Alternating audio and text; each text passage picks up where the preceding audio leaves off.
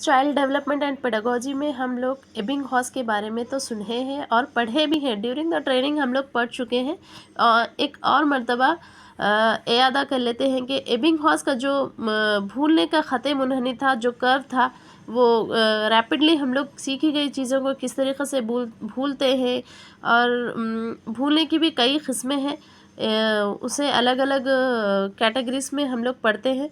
तो यहाँ पर अमाउंट ऑफ फॉरगेटिंग को जो टेबल है वो अच्छे से याद रख लें।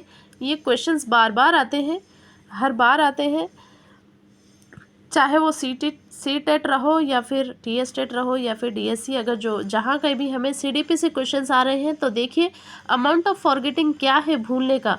हम किसी भी चीज़ को अच्छे तरीक़े से सीखते हैं, अगर उसका इयादा रिकॉल नहीं करते तो हमारा भूलने का जो परसेंटेज है वो बढ़ जाता है। तो देखिए 20 मिनट्स में हम लोग सीखी गई चीज़ों का 47% भूल जाते हैं। तो यहाँ पर टाइम और अमाउंट ऑफ फॉरगेटिंग भी पूछा जाता है। कई हर बार क्वेश्चंस आए हैं सीडीपी से। तो यहाँ पर जो टेबल में दिखाया गया है देखिए परसेंटेज 10 डेज़ में हम लोग 79% सीखी गई चीज़ों को भूल जाते हैं।